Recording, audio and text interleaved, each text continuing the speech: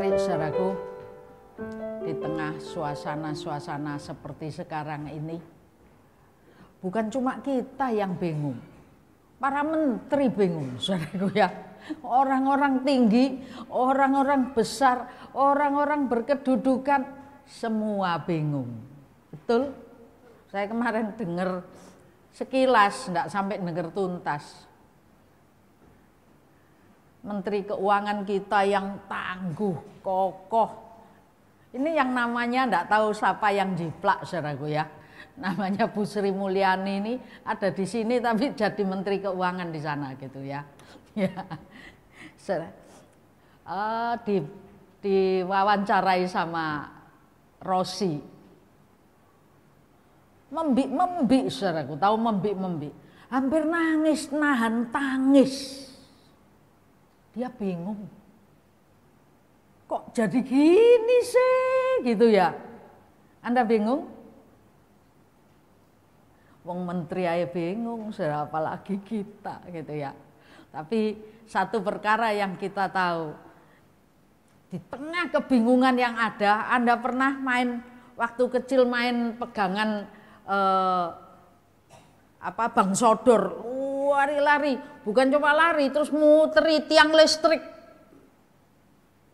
Terus setelah muter mumet ya. Pernah? Nggak tahu yang generasi sekarang, tapi zaman generasi saya itu suka puter-puter tiang listrik dipegang, muter sendiri. Saya pikir sekarang ini lah, yo memang yo mumet lah ya. Gitu. Tapi itu kan mumet dibuat dewe. Ini mumet bener saudara. Setelah muter lama gitu, apa yang terjadi? Kayaknya buminya jungkir gitu ya. Nah setelah itu apa yang terjadi?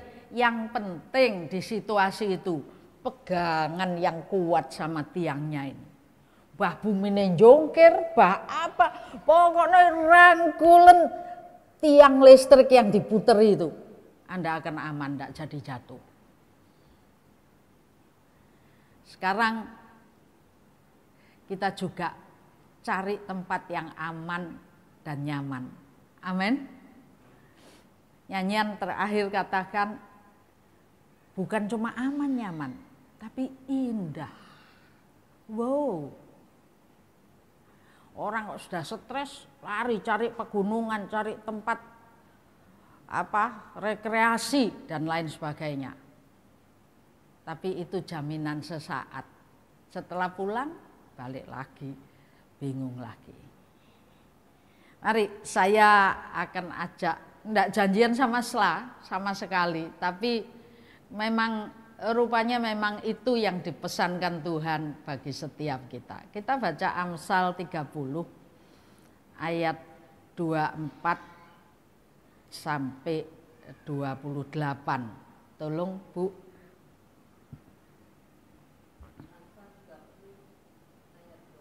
(24 sampai 28). Ada 4 binatang yang terkecil di bumi, tetapi yang sangat cekatan. Semut, bangsa yang tidak kuat, tetapi yang menyediakan makanannya di musim panas. Pelanduk, bangsa yang lemah, tetapi yang membuat rumahnya di bukit batu. Belalang yang tidak mempunyai raja, namun semuanya berbaris dengan teratur. Cicak yang dapat kau tangkap dengan tangan, tetapi yang juga ada di istana-istana raja. Amin. Saudara, ada 4 binatang gak bejaji. Binatang kecil-kecil, tidak diperhitungkan oleh orang. Manusia kalau lihat semut dipenyet, habis. Saudara ya. Demikian juga pelanduk. Pelanduk ini di terjemahan yang lain marmut.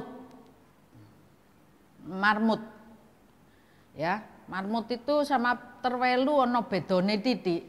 Terwelu itu masih punya kupingnya panjang, senyum-senyum, matanya merah muda gitu ya. Kalau marmut itu setengah kayak tikus yang cuma ketakutan dan lari-lari. Kalau tikus nyokotan, kalau marmut ini enggak bisa nyokot, lari takut. Dalam terjemahan yang lain dikatakan marmut pelanduk ini. Dikatakan lemah. Tapi yang membuat rumahnya di Bukit Batu. Kemudian belalang tidak punya raja tapi berbaris dengan teratur. Dan yang keempat cicak. Hari ini saya hendak bahas dua. Kalau semut dari berapa minggu kita sudah sempat minggu lalu juga kumpulkan makananmu. Jangan sampai terjadi ketika 3,5 masa terjadi kelaparan hebat, engkau tidak punya persediaan makanan. Bumul kemarin malam kalau tidak salah. Cepak duit di rumah, duit cilik-cilik. Nanti lek gak ono lek bank tutup dadine iso beli sembarang gitu. Wes. Ngomong lagi bukan cuma cepak duit, cepak makanan yang cukup. Cepak betul saudaraku ya. Bisa saja chaos. Terus ada sesuatu yang tidak kita pikirkan sedang terjadi. Tapi ya jangan khawatir yang berlebihan, tidak baik. Tapi persediaan itu oke. Jadi makanya sebelum terjadi masa 3,5 masa kelaparan, siapkan makananmu. Katanya bukan hanya oleh roti saja manusia boleh hidup, tapi oleh firman yang keluar dari mulutnya Allah. Siapa yang tiap hari baca Alkitab? Loh kok cuma loro saudaraku? Loh, siapa yang tiap hari merenungkan firman tiap hari? Hati-hati, ini jangan sampai kayak 3 minggu yang lalu saya katakan. Tengah-tengah zona nyaman kita merasa kayak tidak ada apa-apa. Mendadak ada embargo. Iblis perangnya pasti buat sesuatu yang buat jok yang tidak terpikirkan. Pinter mana setan ambek menungso.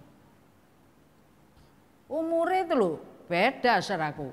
Kita makan garam 1 ton, dia makan garam sudah pirang-pirang ton, pirang puluh ton gitu saja. Artinya sudah dari sejak dahulu kala sudah ada iblis sejak dari dunia, sejak dari diusir dari Taman Eden, dari dunia dipulihkan itu sudah ada iblis.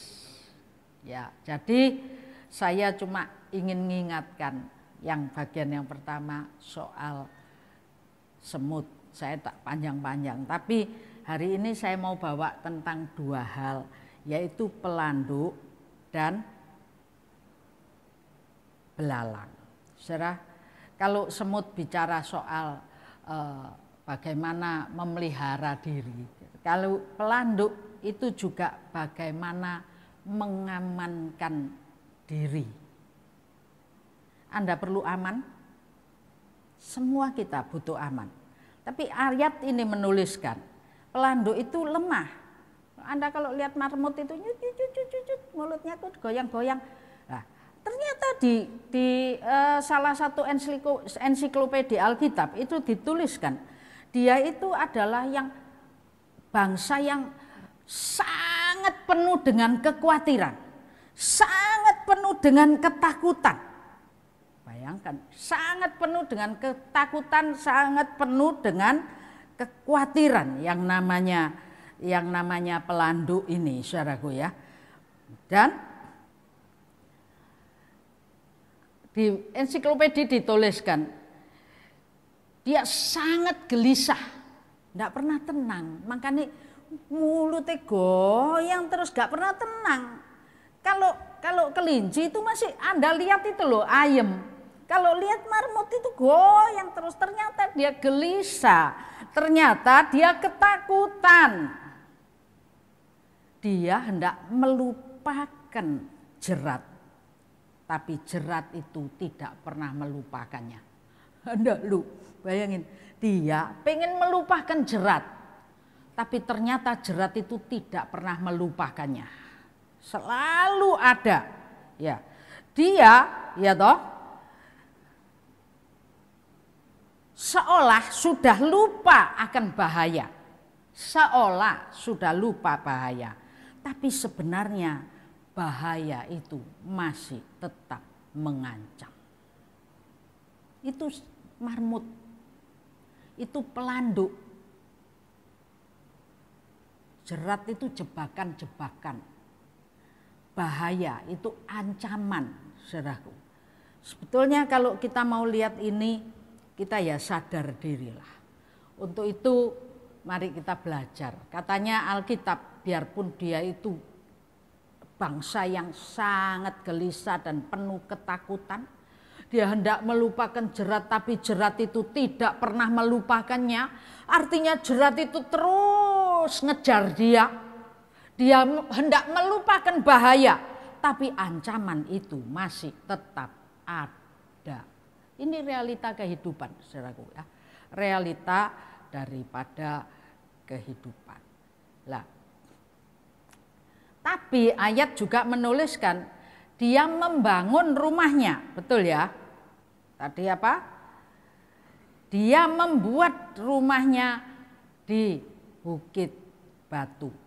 Saya pikir bukan membuat rumah, tapi dalam terjemahan New King James ya. New King James itu mengatakan bahwa dia menata kediamannya. Dia menata kediamannya sedemikian rupa pada ceruk-ceruk bukit batu. Artinya dia tahu ada bukit batu di mana dia bisa memanfaatkan dan dia bisa merasa terjamin. Bukan cuma di bukit batu, tapi di ceruk-ceruk bukit, di goa-goanya bukit batu, saudaraku. Dia menata kediamannya sedemikian rupa sehingga ketika dia tidak merasa aman, ketika dia merasa khawatir, ketika dia merasa ada jebakan-jebakan, ketika dia merasa bahaya mengancam, dia punya tempat yang aman, yaitu di ceruk bukit batu. Ayat ini dituliskan supaya kita belajar. Belajar kepada pelanduk. Anda ingat dalam Samuel, 2 Samuel ya, dalam 2 Samuel pasal yang ke-7, enggak usah baca semua, ayat 18 saja, 18 sampai 20, ayat 18 dibaca. 2 Samuel 7 ayat yang ke-18. 2 Samuel 7 ayat yang ke-18. Lalu masuklah Raja Daud ke dalam. Kemudian duduklah ia di hadapan Tuhan sambil berkata, "Siapakah aku ini ya Tuhan Allah?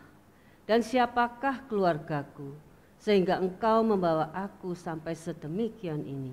Ya, cukup. Siapakah aku ini? Pertanyaan ini, saudaraku, pertanyaan ini biarlah juga jadi pertanyaan kita hari ini. Siapa aku ini? Kalau Anda baca-baca terusnya, aku ini tidak lebih dari cacing tanah, katanya Daud.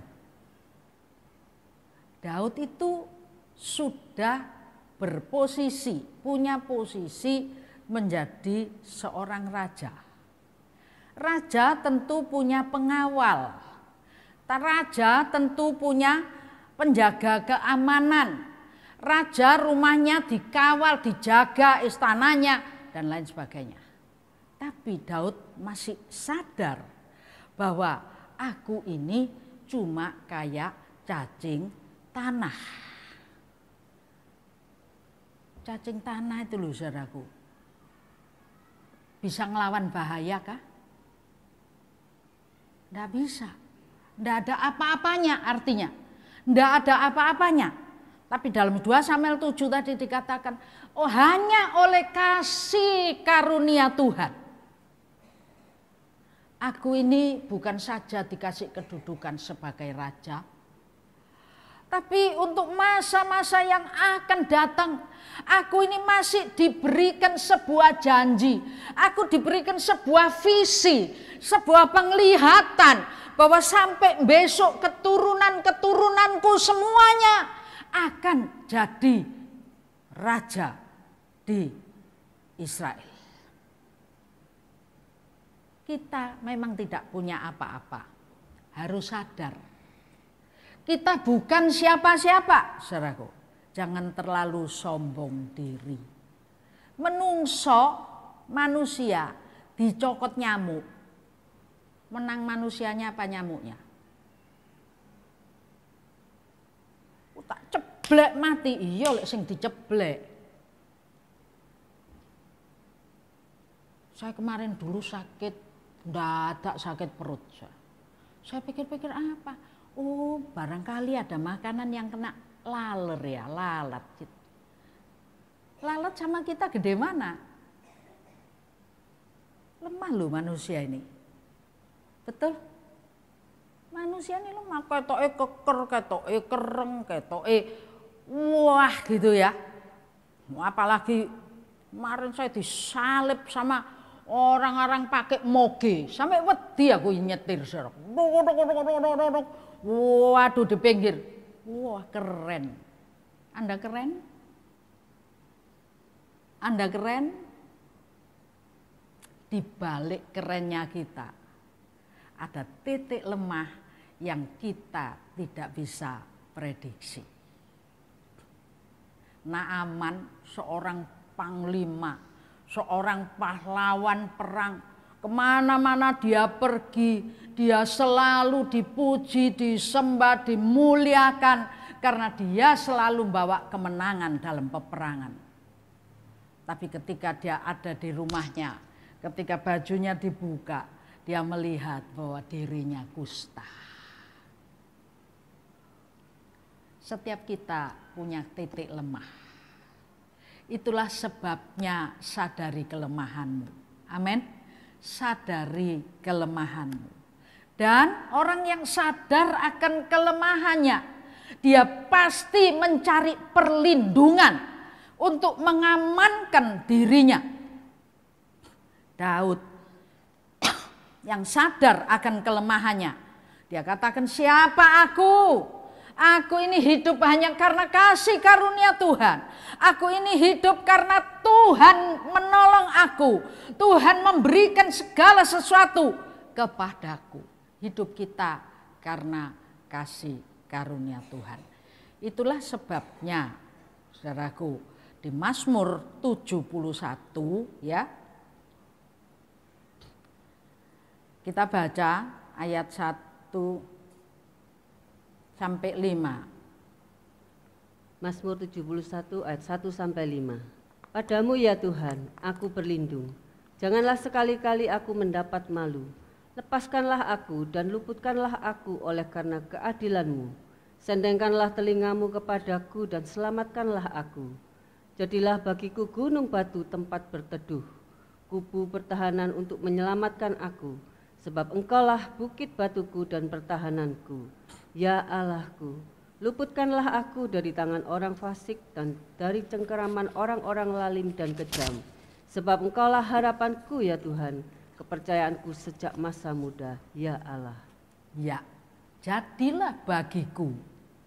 Anda tahu, Daud sadar dirinya ini punya kekurangan.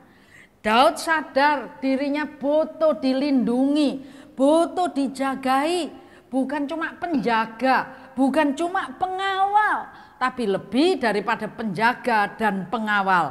Daud sadar butuh ini ayat yang pertama. Tuhan, aku hanya berlindung pada Tuhan. Anda mau berlindung pada Tuhan?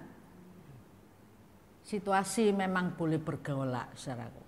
Tapi kalau Tuhan itu perlindungan kita, luar biasa ya. Jangan sekali-kali aku mendapat malu. Artinya kalau kita berlindung kepada Tuhan, kita tidak akan pernah dipermalukan. Amin.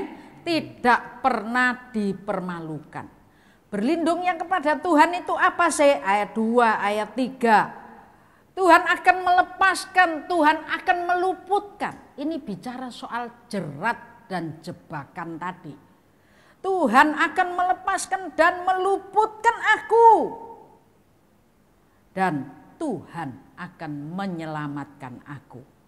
Ayat 3-nya, Tuhan akan jadi bagiku gunung batu, tempat berteduh, kubu pertahanan, gunung batu, tempat berteduh, kubu pertahanan. 3 pokok ini luar biasa. Orang bicara soal gunung batu, Anda pernah mungkin kalau ke Bali ya, ada di daerah bukit sana, ada gunung bukit, lalu kita ada di dalamnya. Sehingga seolah-olah dunia ini goncang kayak apa, kita akan aman tinggal di dalamnya. Gunung batu. Ketika hujan badai deras, Anda butuh tempat berteduh. Payung tok ndak ngatasi. Amin, saudara. Ndak ngatasi payung. Kita butuh tempat yang kuat untuk berteduh. Saya berapa tahun lalu ketemu sama seorang kapolsek. Kapolsek daerah utara, nyebrangnya dari Madura itu kapolsek mana ya? Tanah Merah barangkali ya. Kapolsek daerah sana. Ketemu sama kapolsek, lalu kebetulan temennya suami, temennya Pak Felix. Cerita. Pada saat 98 itu saudaraku, waduh, orang dari Madura masuk Jawa, masuk Surabaya. Wah, bawa batu gede-gede, lempar. Yang dilempari itu kantor polisi salah satunya. Dia bilang, wes aku ya Pak, aku ini pada saat kantor polisi dilempari batu, kacanya pecah, semua pecah. Aku cuma cari meja, katanya gitu. Berangkanglah kapolsek ini di bawah meja. Dan di bawah meja itu dia aman. Kalau hujan air, ya Anda pakai payung mungkin. Tapi kalau hujan badai, anginnya, payungnya ditarik. Jangan-jangan kita ikut diangkat kalau pegang payung erat-erat. Benar? Tapi saudaraku, ada satu kekuatan yang luar biasa. Kita punya Tuhan yang dahsyat. Dia pencipta langit, bumi, dan seluruh isinya. Dia yang lain boleh bergoncang.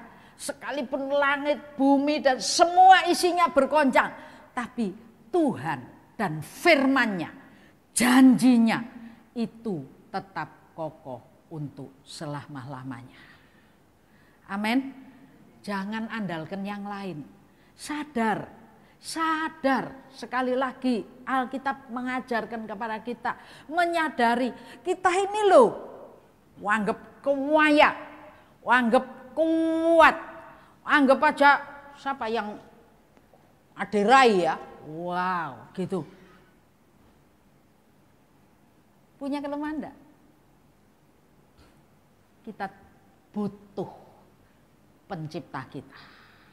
Amin. Kita butuh pencipta kita. Anda perlu tangan kuasa Tuhan melindungi. Yang bijak. Kalau situasi gini, kita sadar keadaan kita kayak pelanduk, kayak marmut, cuma gitu dok, goyang terus karena dia khawatir terus. Tapi saya yakin kalau dia ada di Bukit Batu, mungkin goyangnya berhenti, saudaraku ya, karena dia merasa aman dan tenang. Keadaan kita harus belajar dari pelanduk ini. Jangan lari ke lain, jangan cari tempat-tempat perlindungan lain, tapi lihat.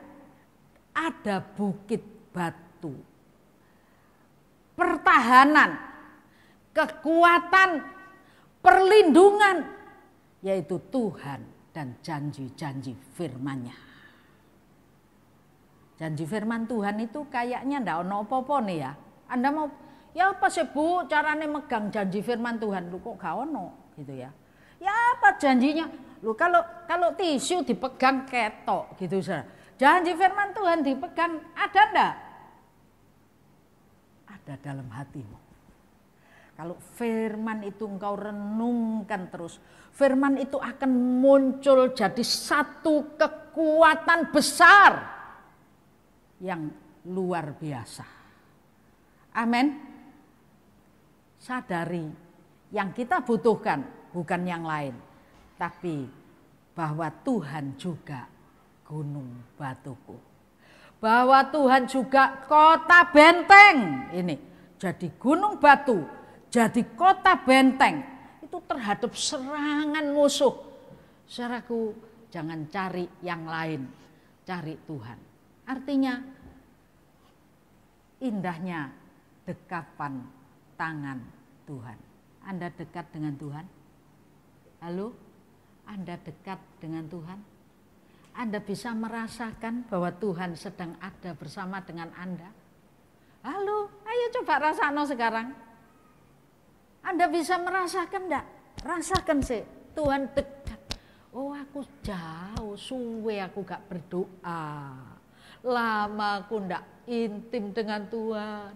Lama aku ndak saat teduh. Jauh.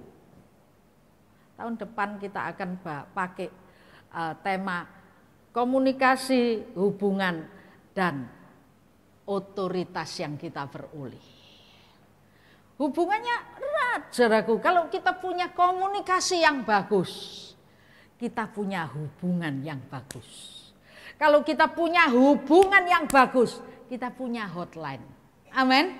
Kalau kita punya hotline, kita punya fasilitas-fasilitas, kita diberi otoritas-otoritas dalam dekat dengan Tuhan. Kita pasti beroleh otoritas Tuhan. Ada pujian katakan, hanya dekat Allah saja aku tenang, daripada nyala keselamatanku. Hanya Dia gunung batuku, hanya Dia kota bentengku.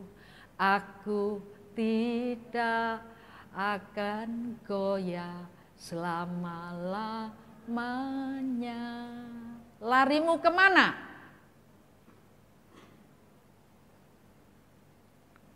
Ayo, peringatan.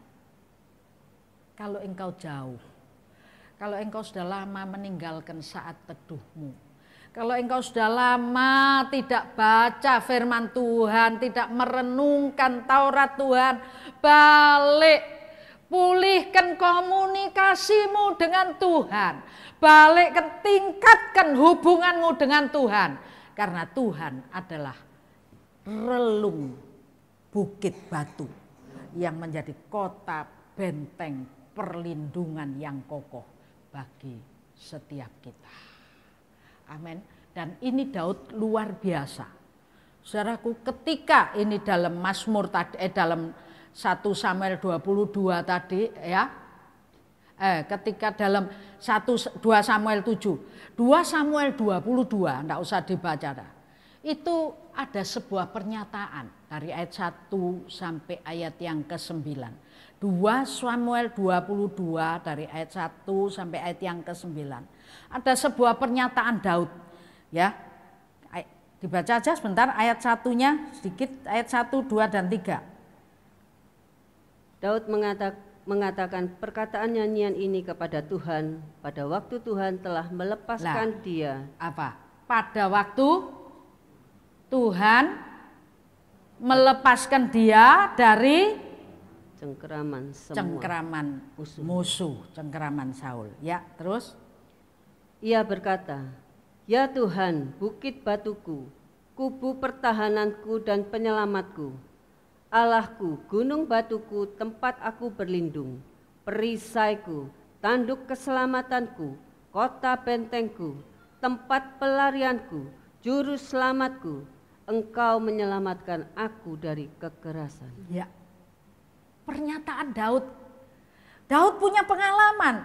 Ketika dalam 2 Samuel 7 Daud menyatakan bahwa Tuhan, aku ini siapa? Hanya Tuhan penolongku, pertolonganku. Di Mazmur 71 Daud memberikan seruan, berseru kepada Tuhan, dan Daud minta perlindungan Tuhan. Dalam Samuel 22, 2 Samuel 22 itu setelah Daud menjalani hidup sekian masa, Daud mengalami banyak tantangan. Dikejar Saul itu enak ngomongnya cuma 1 kalimat, saudaraku ya. Daud dikejar Saul, Daud dimusuhi Saul, 1 kalimat.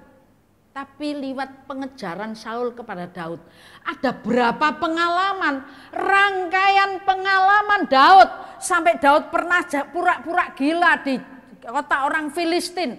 Sampai Daud pernah di Bukit Batu, sudah hampir dibunuh. Banyak pengalaman. Sampai ada seorang Edom yang namanya Doeg membuat Daud ini, Tuhan membuat Daud luput. Tapi 1 kampung imam itu dibunuh. Ada banyak pengalaman. Ketika Daud sudah luput, saya yakin pengalaman Daud memang banyak dan sangat-sangat mengerikan. Tapi saya yakin Anda pun punya banyak pengalaman. Amin. Ditolong Tuhan, dilindungi Tuhan, dijagai Tuhan, dibela Tuhan. Luar biasa. Bukankah pernyataan Daud ini juga harus jadi pernyataan kita? Tuhan, Engkaulah kota bentengku, perlindunganku, bukit batuku, pertolonganku, perisaiku, penyelamatku. Dan kalau Anda lanjut baca, di situ tuliskan, ketika aku dalam kesesakan, aku berseru kepadamu Tuhan, dan Tuhan mendengar seruanku. Dan ayat menuliskan, saudara, ketika Tuhan mendengar seruan daripada Daud ini, Tuhan turun tangan, bumi jadi bergoncang. Waduh, langit banyak, saudara. Apa hal-hal goncangan-goncangan di bumi. Tuhan bisa pakai fasilitas apa saja untuk menolong Anda dan saya. Amin. Ketika kita berseru kepada Tuhan. Anda yang sudah punya pengalaman ini, Anda akan ingat pengalaman ini. Bagaimana Anda ditolong Tuhan. Bagaimana ketika Anda kejepit.